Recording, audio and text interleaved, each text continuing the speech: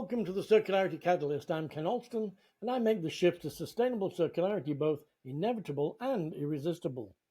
So my clients lead the market while competitors scramble to catch up. In the last two episodes, we've talked about the myth of out-of-the-box thinking and how constraints, when designed intentionally, can unleash your best ideas. Today, I want to share one of the fastest ways to ignite those ideas: cross-industry collisions. Here's the truth. Your next breakthrough probably won't come from your own sector. It's far more likely to emerge when an idea, a principle, or a way of thinking from a completely different discipline gets introduced into your context, and you suddenly see possibilities that were invisible before. One of my favorite examples of this comes from my friend and longtime collaborator, William McDonough. Bill was commissioned to design a commercial building for a client. The project had all the usual specifications: operational efficiency, aesthetics, cost constraints, and every single one of those deliverables was, of course, addressed in the design. But here's where the out-of-the-box part comes in. Bill didn't just deliver to the brief. He introduced something that would never have emerged from conventional ideation. The building's ground floor windows were designed to open from the outside, specifically so that local school children could grow and release endangered butterfly species into the region at the right time of year. Think about that for a moment. This was a building that not only met its intended function, but also became a living contributor to sustaining biodiversity in its local environment. It literally created the conditions required for life, in this case, for an endangered species, while fulfilling all of its original business requirements. That's the power of a cross-industry and outside-the-box collision.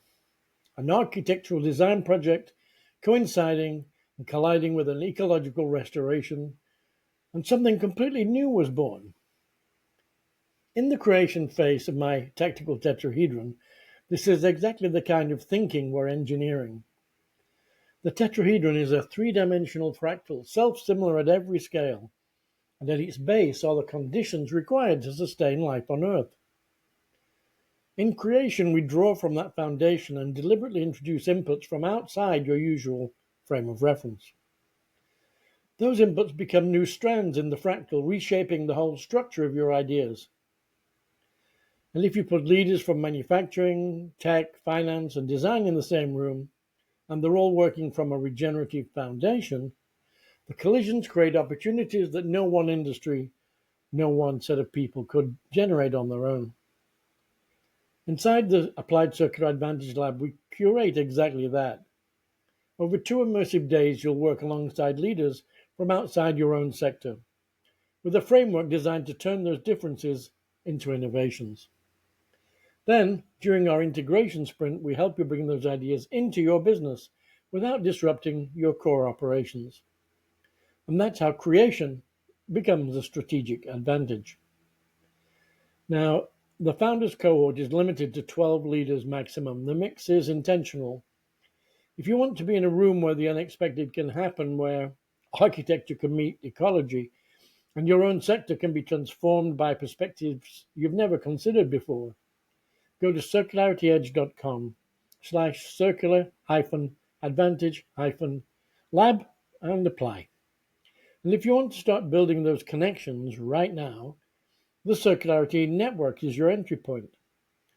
Just 25 founding members, cross-sectoral by design, in a trust-first environment. Apply now at circularitynetwork.com. Next week, we'll tackle something that quietly kills even the best creative environments: stale perspectives. I'll share my 7-lens framework for breaking any thinking rut and re-energizing your team's innovation. I'll see you then.